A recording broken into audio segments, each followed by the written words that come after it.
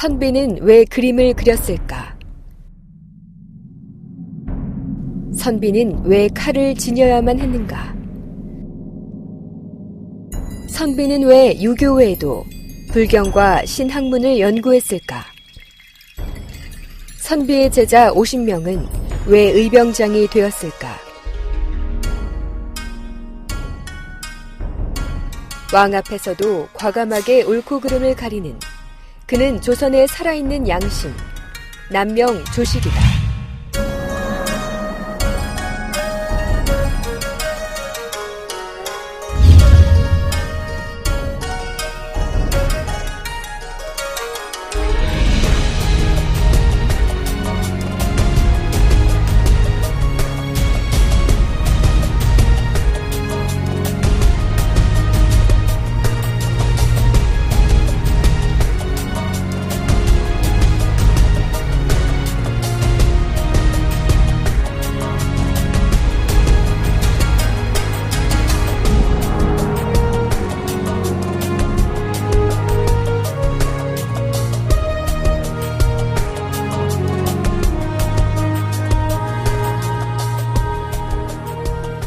경상남도 산청군 천지TV 탐방팀이 산천제를 찾았다. 이곳을 찾은 이유는 500여 년 전 실천하는 지성인 남명 조식을 만나기 위해서다.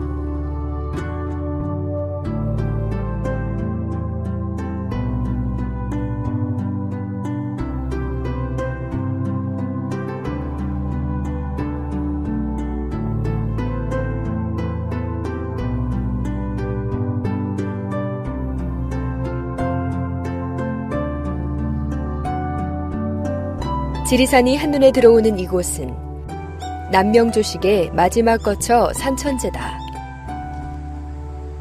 남명 선생이 손수 이름을 지은 산천제. 이 산천제는 산속에 하늘이 담긴 집, 주역에서는 덕을 쌓는 곳이란 뜻입니다.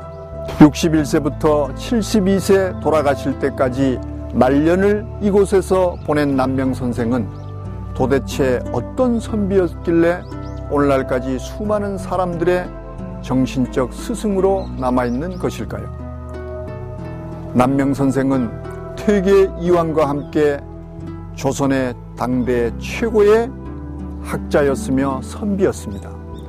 성리학에 있어 퇴계 선생은 이론에 치중했지만 선생은 실천을 중시했습니다.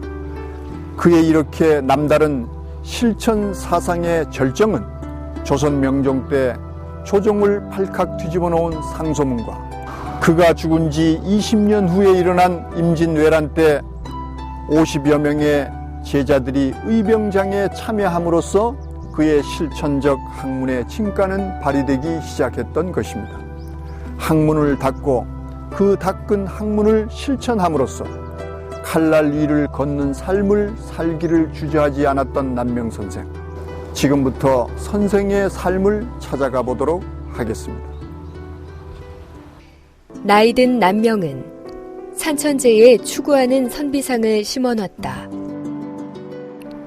선비의 고든 기계를 나타내는 매화나무, 선비가 직접 밭을 일구는 벽화, 늘 자신을 돌아보고 덕으로 강건하게 하여 새로운 사람이 되자라는 다짐이 들어있는 산천. 남명 선생의 뜻이 담겨있는 곳이 바로 이 산천제다. 조식에게 지리산은 그냥 산이 아니다. 12번이나 오를 만큼, 나이가 들어선 매일 산천제에서 산을 바라볼 만큼 지리산을 마음에 품었다. 중종, 명종, 선조, 새 임금이 12번의 벼슬을 내렸지만 모두 사양하고 초야에 묻혀 실천적 선비상을 만든 인물. 남명 조식은 16세기 조선을 대표하는 선비다. 말보다 실천을 강조했던 그에게 가르침을 받고자 하는 제자들이 많았다. 초야에 묻혀 지냈으나 그는 강다니는 처사였다. 1555년 조식이 올린 상소.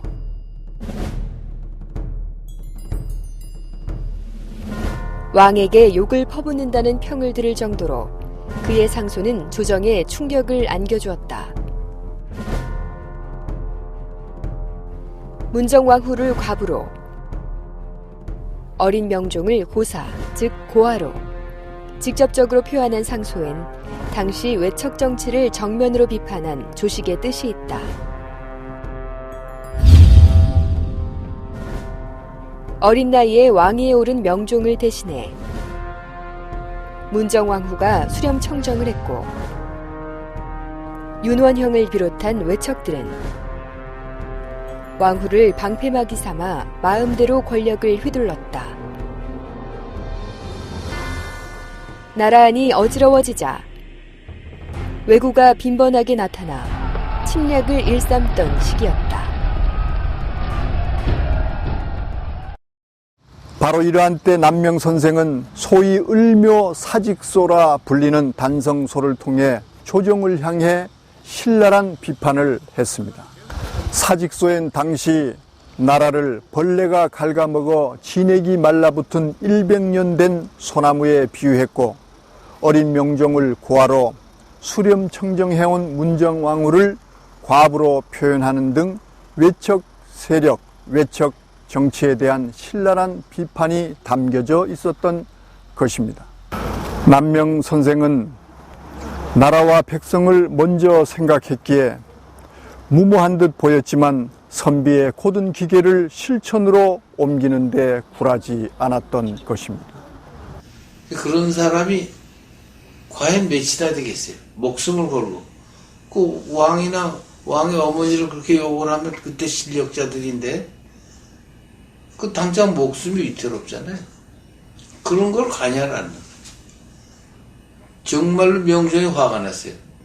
나라를 욕하는 건 좋은데 왜 우리 어머니를 욕하느냐.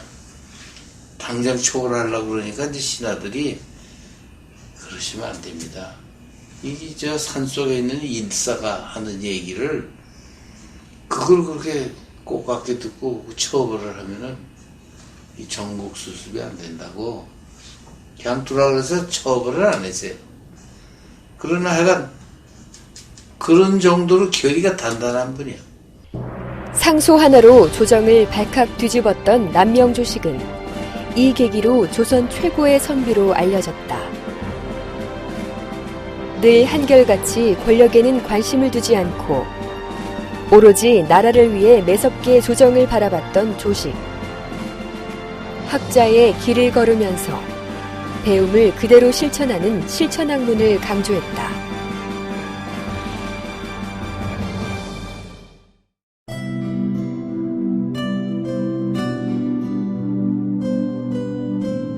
합천 삼가에서 태어난 조식은 곧 한양으로 떠나 그곳에서 자란다. 그리고 여느 선비들처럼 입신양명의 꿈을 안고 과거를 준비했다. 하지만 25살 때 읽은 성리대전의 한 구절로 다른 꿈을 꾸게 되었다.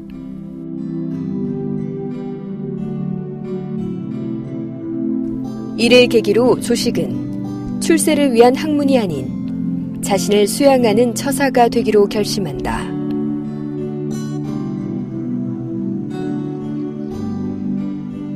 산해정은 25세 조식이 출세를 위한 학문을 그만두고 처가가 있는 김해로 내려와 머문 곳이다.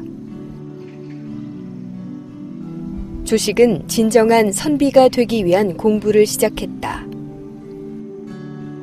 이곳에서 조식은 자신의 호를 남명으로 정했다. 다방면의 독서를 통해 내면 세계의 깊이를 더하며 장차 남명학을 여는 밑거름을 다진다. 산해정에서 머문 세월이 15년. 자신의 바람대로 학문의 깊이는 점점 깊어진다. 그의 학문을 따르고 싶어하는 선비들이 산해정으로 찾아오면서 남명 조식의 명성은 더욱 높아진다.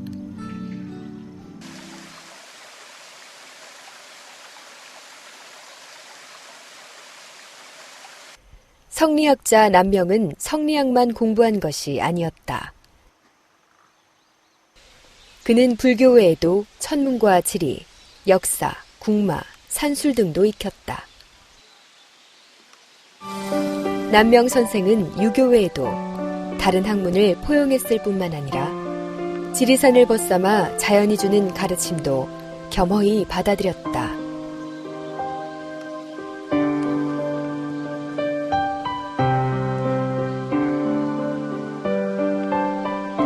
이러한 경험들은 곧 세상의 이치인 진리를 깨닫는 경지에 이르게 된다.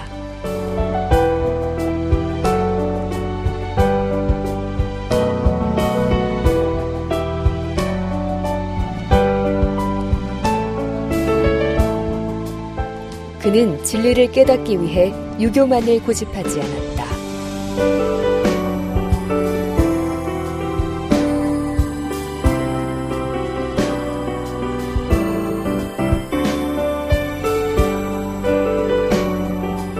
여러 학문을 연구하면서 결국 모든 학문이 진리에 통하는 길임을 깨달았다. 그렇기에 지리산을 통해 경상도와 전라도를 넘나드는 선비들과도 자연스레 학문을 논할 수 있었다.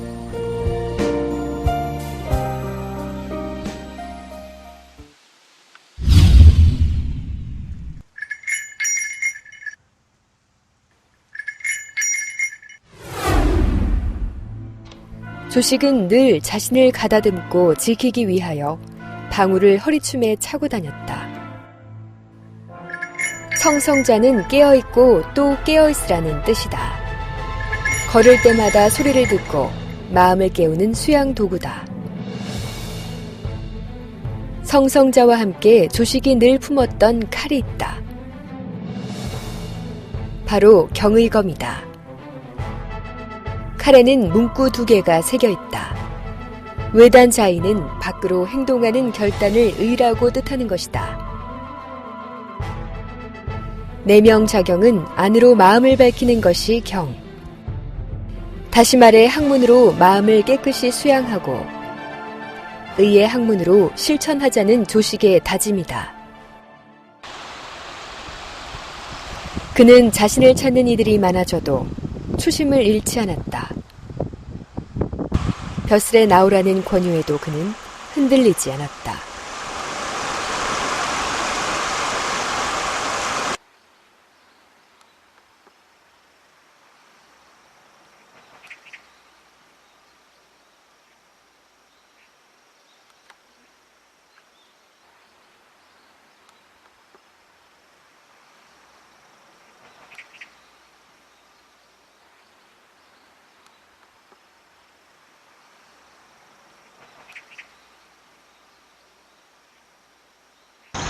남명 사상의 정수는 과연 무엇일까요? 바로 경과 의, 즉 경의 사상인 것입니다. 경은 마음을 다스리는 힘이며 의는 경, 즉 학문에 그치는 것이 아니고 학문을 통해서 깨달은 바를 실천에 옮기는 것을 의라 했습니다. 이러한 경의 사상이 밑바탕이 되어 당시 퇴계와 율곡 등 동시대의 수많은 유학자들이 성리학의 이론에 집중하고 있을 때 남명은 제자들에게 성리학의 이론의 한계를 지적하며 진정한 학문의 궁극적인 가치는 바로 실천에 있음을 가르쳐 왔습니다. 이러한 남명 선생의 실천 사상을 배우기 위해 각지에서 몰려든 제자들이 바로 이곳에다가 덕천소원이라는 소원을 세우고 남명 선생의 사상을 오늘날까지 이어오고 있는 것입니다.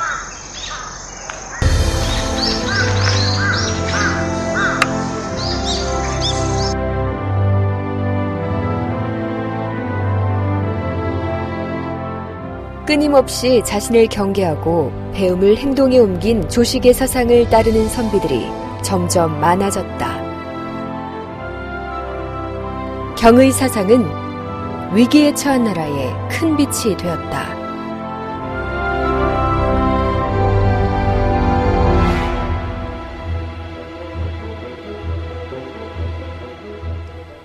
남해를 늘 주시했던 조식. 남해 안에 왜구가 자주 출몰한 것을 유심히 지켜봤다.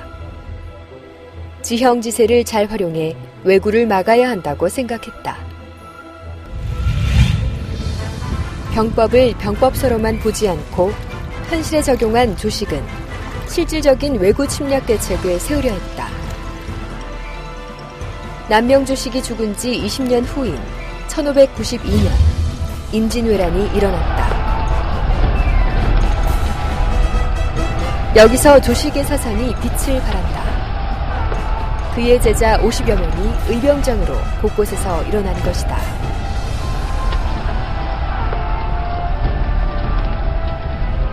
조정이 어쩔 줄을 모르고 있을 때 조식의 제자들은 약속한 듯 전장에 뛰어든 것이다. 그래도 일본에 대해서도 저놈들을 말로 해서 안 되는 놈들이다. 만약 그놈들이 앞으로 그 분탕질을 칠 가능성이 있는데 여기엔 목숨을 걸고 지켜야 된다. 그 평소부터 가르친 거예요. 그 정신이 이제 제자들한테 다 이 체득이 돼가지고 그때 임진왜란때 제일 중요한 거는 전라도가 떨어지면 안 돼. 전라도가 떨어지면 뭐 세금을 거둘 데도 없고 안 되기 때문에 그 전라도로 들어가는 그 어구를 이 남명 제자들이 막은 겁니다. 그렇지 진주가 바로 전라도 문화반이야. 그 남쪽엔 이순신이 막고 그래서 그 임진왜란때 나라가 안 망한 거예요. 그때 거가 떨어졌으면 정부가 뭘 먹고 살고 군대는 뭘 먹고 살고. 조식이 단성현감 사직소를 썼던 뇌룡사. 전란으로 타버린 뇌룡사 대신 뇌룡정이 자리했다. 본디 뇌룡은 장자에 나오는 시거의 용현. 연묵이 뇌성에서 이름을 따왔다. 이곳 합천에는 남명 선생의 생가지와 뇌령정 두 곳이 있습니다. 남명은 48세에서 60세까지 바로 이곳 뇌령사에서 기거를 했습니다. 이 뇌령의 의미 또한 심상치 않은데요. 장자의 글귀에 보면은 시거이 용현 연묵이 뇌성이라는 글이 있습니다. 깊은 연못에서 묵묵히 있다가도 때가 되면은 저 세상을 향해서 뇌성과 같이 큰 소리를 친다는 의미로서 남명 선생이 초야에 묻혀 글 공부에만 여념없는 하나의 선비같지만은 조정에서 잘못된 길을 갈 때면 여지없이 가차없이 비판하며 조정을 견제해온 위대한 정치가였으며 민족의 선각자였습니다.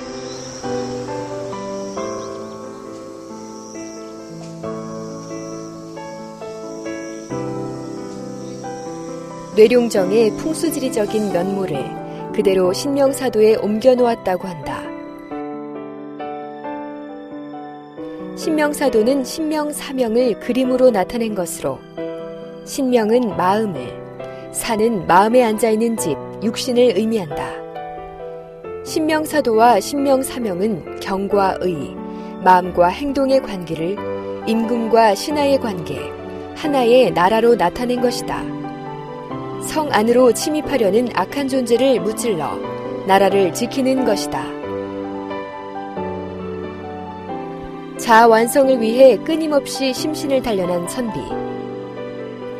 부조리한 현실과 맞서 싸우고 칼날 같은 정도를 걸은 선비. 그는 죽어서도 벼슬을 사양했다. 지금까지 남명 선생의 흔적이 있는 산해정, 뇌령정, 덕천서원, 산천제 등을 찾아봤습니다. 선생은 늘 학문을 닦고 그 닦은 학문을 실천하기 위해 칼날 위를 걷는 삶을 살기를 주저하지 않았습니다. 그 예로 선생은 늘 몸에 칼과 방울을 몸소 지니고 다녔으며 경과 의, 즉 내면의 경과 실천의 의를 추구하는 삶을 살기를 원했고 또 실제 그와 같은 삶을 살았던 것입니다. 당시 조정으로부터 단성형감이라는 표서를 받았지만 단성형감 사직 상소문을 통해서 이를 단호히 거절했고 또 거절할 수밖에 없었던 이유를 밝혔으며 오히려 명정과 수렴청정을 하던 문정 왕후에게 혼란스러운 당시 정치 현실과 그로 인해 위기에 처한 나라의 상황을 목숨을 걸고 직언을 했던 것입니다. 이러한 선비정신을 온몸으로 체현해낸 유학자가 바로 남명조식입니다. 우리는 이러한 남명을 살아있는 지성인이요 진정한 선비요 진정한 정치가라고 부릅니다. 임진왜란 때 남명 선생의 문화에서 곽재우, 김면, 정인홍과 같은 수많은 의병장들이 배출될 수 있었던 것은 어쩌면 당연한 일인지도 모릅니다. 그야말로 살아있는 선비정신에서 비롯된 선비였던 것입니다.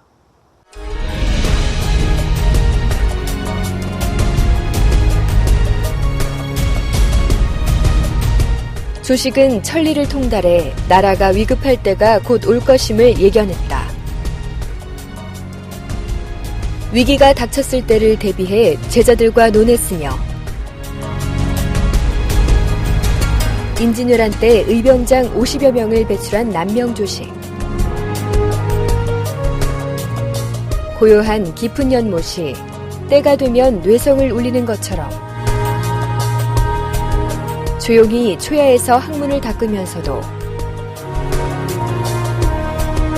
필요할 때 소신 발언을 내세운 남명조식. 그는 탁상공론에 그치지 않고 실천하는 지성으로 선비 중의 선비로 우뚝 섰다. 자아완성, 수신제가 치국 평천하라는 문자를 살아 움직이게 한 조식의 실천적 선비의 삶이 오늘날 우리에게도 필요한 것은 아닐까.